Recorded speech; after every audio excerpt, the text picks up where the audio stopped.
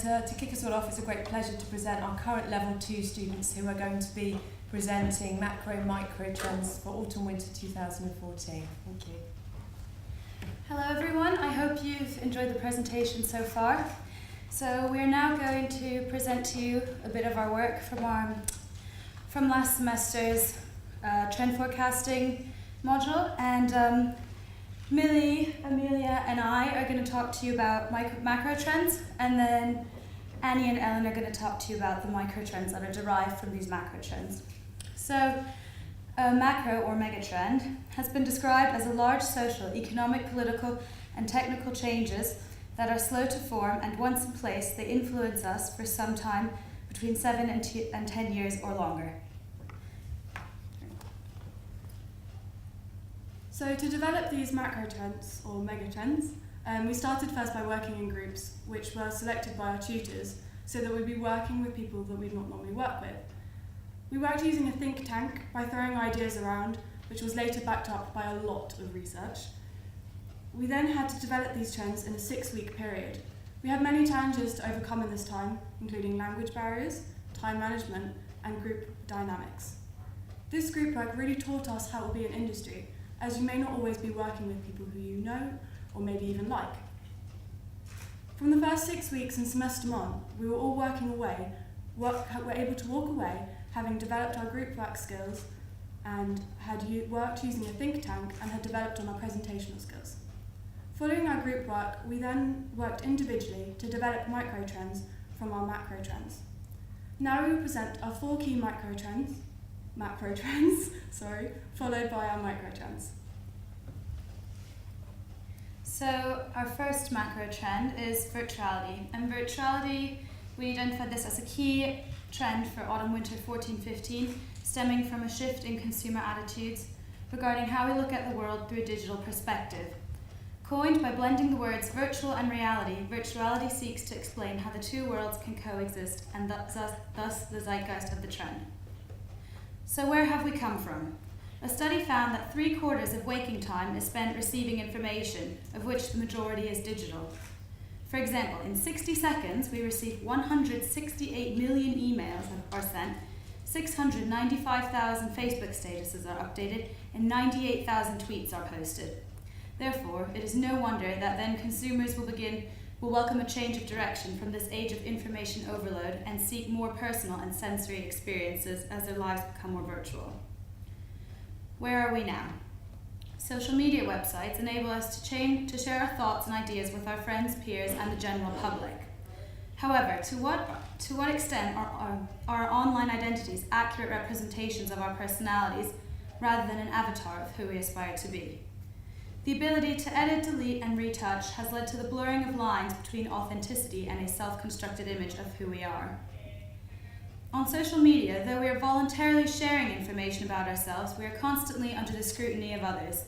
This leads to something called subjectification, which means the construction of oneself. Sherry Turkle, the author of the book Alone Together, has observed that our self is becoming externally manufactured rather than internally developed. When communicating via social media, as opposed to having a face-to-face conversation, we have time to rethink, rewrite, and edit what we're saying, making it the best possible version it can be. So, thanks to social media, we're able to not only interact with who we are currently with, but also we're able to connect with other places and other people at the same time so that we never have to be alone. And therefore, we begin to expect more from technology and less from each other. There is currently a clash between nostalgia and technological developments. So there's a strong movement forward to accept technological developments. However, there's also a sense of nostalgia for the past, and often even for a time that we ourselves may not have experienced. So if we look to, for example, to Instagram as an example, it's an app that you take photos and then you add filters to create this nostalgic vintage look. And vintage clothing is another example of this notion of nostalgia. We've also observed an increasing number of people who are going on social networking detoxes, where people refrain from using social media for a certain amount of time because of this information overload. So constantly observing everyone else's life through the window of social media leads to creating a certain fear of missing out. One is constantly comparing oneself with everyone else, and soon people begin to feel that they need to compete. We want to disconnect for a while and take a step back. However, at times this can also leave us feeling isolated, as the internet is today the most common channel of communication. So thus, there is a disconnect between the consumer wanting to reconnect with themselves while staying connected. This then leads to the question, where are we headed? So the overall essence of virtuality, our macrotrend virtuality, is how the real world and the virtual world can coexist in such a fast-paced society. There are constant technological advancements and developments that consumers want to embrace, yet at the same time they want to take a step away from technology to reconnect with themselves, to prevent being bombarded with information. So therefore, we are seeking a clean and simple way of living that combines the best of the virtual and the real worlds. I'm now going to talk to you about our next macro trend, muted. Muted is a macro trend which focuses on consumers taking a step back from over-consuming, being more selfish by taking time to focus on themselves, and wanting to build a local economy. It also helps introduce the idea of slow fashion, a healthy lifestyle, and consumers wanting quality over quantity, and using friendly, sustainable, and organic materials. Currently, Europe is slowly emerging from a recession, when consumer spending was at an all-time low. Many decisions were made before this recession by the government, such as creating the EU and implementing the euro. Europe started to act like one big country instead of 28 individual ones. After the global economic and political instabilities of recent years, consumers have become more cautious. New statistics show that half of Americans don't trust their government to handle problems, whilst in Europe, concerns about politicians are handling the Eurozone crisis and economic growth is high. Insecurities caused by job eliminations and numerous recessions has created conservative spending and nostalgia. This uncertainty in politics and economics is causing consumers to look towards a different type of future. We believe that this may include spending more time focusing on yourself and being selfish by fulfilling your own needs and wants first. Not only this, but we do not trust as much as we used to, and are looking for brands that are going to be honest, not only in their policies, but also in their methods of production. Technology is an area which is constantly developing and growing, so fast that we can no longer keep track of it. Muted looks at how we are starting to prefer face-to-face contact, rather than by email or social media. However, in a world as technologically advanced as ours, it is inevitable that we will have an interest by these new technical gadgets, but it's the exposure to them that is the concern. In January 2013, Selfridge opened a felt-covered room, silence room they were calling it, which phone-free shoppers could retreat to get away from hectic Oxford Street. And around the same time, no Wi-Fi benches were erected in central Amsterdam, blocking Wi-Fi signals for a 5-metre radius, urging people just to take a break. Limiting the digital bombardment we're accustomed to will reduce the cognitive and emotional stress we're constantly exposing ourselves to. It's not that technology is slowing down, because we're well aware it isn't, and technology hasn't reached its peak. To conclude, muted is a macro trend that has been developed so that consumers are able to slow down and appreciate more of what they have, and see the positive on having quality, not quantity, on many different levels. Our next macro trend is new reality. New reality is based on a new culture of change from current global observations. These observations include economic and political instabilities and cultural and technological trends. This mood board is a summary of images that defines our trend, and we further explored more in this presentation. Stemmed from newism, new reality is about looking forward to a future that brings new and improved ways of living. Consumers are becoming architects of a new life as they demand transparent, honest brands that will offer more intuitive products that will enhance their lives. Brands are able to achieve futuristic goals because of developments in technology and materials, and therefore can provide more imaginative products and services. As mentioned earlier, we are coming from an unstable economic climate, but we are slowly coming out of the recession, and consumers have become tired of looking back and looking forward to a more innovative future. A change in how consumers see brands is a contributing factor to where this trend has come from. Consumer attitudes have become negative towards brands that are seen as untrustworthy. 64% of global consumers think that most companies are trying to be responsible only just to improve their image. Consumer loyalty is decreasing as the desire to find new clean slate brands increases. Brands with a clean slate and an easy to understand strategy are willing to be transparent to the consumer and therefore can gain their trust. At present, the new reality movement is just taking off. In terms of environmental trends, New Reality explores new products and services that are technologically advanced to help consumers lead a more sustainable lifestyle. In terms of technological advancements, our concept of New Reality is apparent. Most important to notice is the growth and creation of new materials. Nike have introduced a revolutionary reinvention of fleece fabrics to its collection that will improve the fit, feel and function of its sportswear to give its consumers a better experience when using it. The future will be radically different from today. The global recession has showed us how quickly things can change, and we are currently facing other challenges such as climate change and rises in social inequalities, which is why it is essential for us to readjust our societies and economies to more sustainable patterns of consumption. The future of technology is highly anticipated by consumers. It is expected to bring products and services that will be more surprising, convenient and intuitive than established alternatives. And by 2016, it's even predicted that space tourism will become mainstream. To conclude, New Reality pushes consumerism to light speed, and because of the internet, the fear of trying something new and unfamiliar has decreased, thanks to reviews, ratings and discussions. Individuals that are tired of looking back are looking forward to a new, imaginative and transparent future. A globalization of innovation will contribute to our ever-evolving concept. We expect New Reality to become apparent by autumn-winter 14-15 and for it then to proceed for years after. And Amelia now will introduce our final macro.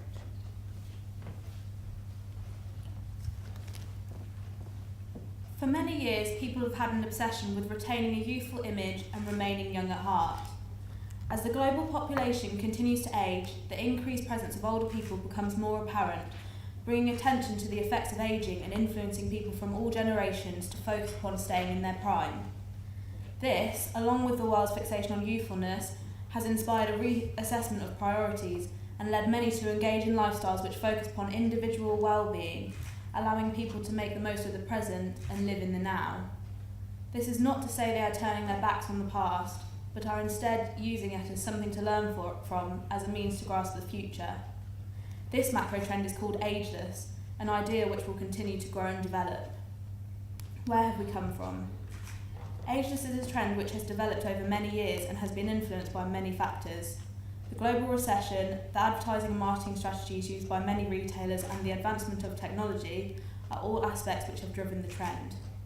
Changes in technology have drastically affected the way in which people think, work and live during their day-to-day lives, enabling people to achieve things they never thought to be possible. However, technologies such as the internet and television have led to the prominence and glorification of the celebrity, making normal people feel insecure and leading them to seek ways in which they too can attain ideological beauty through the use of makeup, lifestyle choices and cosmetic surgery. Since the creation of plastic and cosmetic surgery in 1887, the amount of surgical procedures has risen to over 43,000 in 2012, a statistic which reflects the ever-increasing prominence of the ageless mindset. Where are we now? The current influences of ageless include celebrities in the media, technology and social media, and the changing demographics of the world, especially the ageing global population. The predictions state that in the next 50 years, the world's population will increase by 27%, with the over 65s increasing by 9% alone. Due to the constantly improving knowledge and technology, people's lifespans are continuing to lengthen, leading women to start having children later in life, as life stages are being redefined and becoming more of a consideration than age. This shift in attitude will continue to make the trend more prominent, as it reinforces some of the ideas established by ageless, such as the emphasis placed on self-actualization and fulfilling one's potential. Where are we going? In the future, ageless will impact upon further advances in technology, the lifestyles people engage in at different life stages, and the way in which brands engage with their target consumers. Retailers will change the way they segment customers and focus on a broader range of individuals in order to capture a consumer defined by their lifestyle and stage, as opposed to generation and age. By focusing on individuals and attitudes during market segmentation, brands will hopefully see their age group stereotypes as inaccurate, which in turn will promote the idea to the general public that ageing isn't such a terrible thing. I'm now going to hand you over to Ellen, who will introduce you to some of the microtrends which were produced.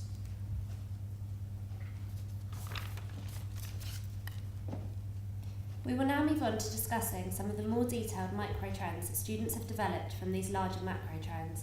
As previously mentioned, one of the objectives of the Fashion Market module was for us to fully understand the process that a trend goes through, from a zeitgeist through to the minute details of a garment. The following slides take us through a variety of trends with an intricate level of detail, showing how each trend can be translated into clothes suitable for any level of retailer. The first microtrend, digital fusion, has stemmed from the macrotrend virtuality, and it takes direction from a variety of sources including art, technology, street style and catwalks. The colours present in digital fusion are influenced by technology. For example, the bright colours that appear on television screens when the signal is faulty, or the black and white noise static that is displayed when there is no signal at all. The colour palette remains understated, neutral and cold, containing shades from volcanic grey, icy white and deep purple, but also includes shades like shocking pink and emerald green. These add vibrant depth to the range. These bold colours can be used as accent detailing for more subtle garments or as whole block colour statement pieces. Technology and the digital sphere provide a wealth of inspiration for prints within this trend, with a particular focus on the patterns associated with digital distortions. Linear and kaleidoscope prints are key elements for the digital fusion trend. Many artists, such as Andy Gilmore, are also beginning to incorporate similar patterns into their work, signposting the accuracy of this trend for autumn-winter 14-15. These prints will be included in items across all retailers. From a lining within a bag to a matching two-piece suit, they can be adjusted dependent on the brand and the target consumer. Digital fusion's shapes have a very structured and architectural aesthetic, with an emphasis on clean lines. A slightly oversized style fit with a minimalist design creates a new, sleek silhouette that focuses on the shoulders, waists and hips. These shapes include A-line miniskirts and dresses, crop tops and high-waisted trousers. Look to designers like Balenciaga, Alexander Wang and Jill Saunders, whose collections all feature minimalist and relaxed shapes. These key shapes can also be seen in street style in fashion-forward areas such as London's Carnaby Street, assuming the bubble-up theory. This highlights that fashion not only trickles down from the catwalk, but also up from the streets. The second microtrend that we are going to present is Made In, which is developed from the macro trend Muted. This is a trend based greatly around sustainability and an alternative to the fast fashion culture that we currently live in. Made In has stemmed from nature and a slow fashion movement, and it suggests not categorising fashion into seasons and trends, but instead breaking those boundaries and creating fashion that can be transferred across seasons and reused again and again. Sustainability is a core global issue, and this trend is underpinned with the idea of putting more time and money into a product that will be used for a longer period of time, creating a higher perceived value for the consumer. The colour palette has taken direct influence from nature, and the three core colours are bright and loud, but may not translate across seasons, whereas the secondary softer colours will be able to feature on much more product. By including more neutral colours, the clothes based upon this trend are more likely to be worn over multiple seasons, which is the main aim of the Made In trend. The prints have again been inspired heavily by nature. However, Made In features them in quite an abstract way, in which they may not be immediately identifiable as flowers. Luli Sanchez, a print designer, has also influenced this element of the trend, as she uses watercolour to create a blurred image of nature.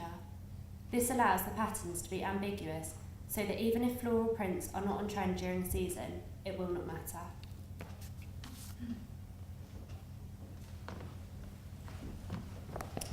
Okay, continuing on through the micro trends, we now come to the micro which stem from the macro trend New Reality. This micro trend, called Destructured, focuses on the influences of 3D printing, digital technologies which are emerging in fashion design, enabling a whole new level of craft production. This technology also allows designers to completely break with the usual shape of the garments, allowing us to create all sorts of new and exciting silhouettes, thus the name of the micro trend. Firstly, the key colours which are highlighted for the new season create subtle tones from nudes to greys with slight hints of emerging blacks, browns and even greens. These colours blend together to create a cooling atmosphere for autumn-winter 14. These tones are also carried on through to print and material, showcasing simplistic fabrics, setting a futuristic running theme through to print and pattern. The choice of materials to 3D print is very limited, and so are the colours, being white, black and silver. Focusing on the pattern, 3D holographic patterns, crystalline structures, diagonal stripes and geometric forms create a futuristic feel for the season. Concluding this trend, we come on to the key shapes. Carrying on the futuristic feel, we can see a vast amount of geographical shapes with an architectural tailoring feel, showing sharp and angular garments. The last trend we're going to look at today has stemmed from the macro trend, Ageless. Ethereal, meaning beautiful and exquisite, describes the atmosphere and tone these colours set for autumn-winter 14. The colours we can establish from this micro trend are black, purple and gold, signifying warmth and glow. These colours complement the luxurious fabrics such as satin, chiffon and silk to create a sense of spirit and passion. Continuing on with the spiritual atmosphere, we have two different types of print and pattern established in this micro trend: contemporary ornamental and oversized romantic blooms. Contemporary ornamental signifies an oriental pattern with a contemporary new fresh design for autumn-winter 14. The second print, named oversized romantic blooms, represents a vintage take on floral patterns with an oversized twist. Finally, we come on to the last board of this micro trend, which implies three key details which can be found for autumn-winter 14. Once again, we can relate to the oversized masculine shape, which can be seen throughout many trends for the season, particularly focusing on coats and jackets. Waist detail is also key, with a focus of belts and materials, bringing a sense of femininity to garments, creating shape for a woman. This was then followed by the last key details, focusing on flowing trims, falling from the waist to create a sense of freedom with a feminine touch. To conclude, these are our micro predictions for autumn-winter 14-15, and hopefully by next season you will see some emergence of these trends. Taking these trends into consideration is essential for many industry professionals.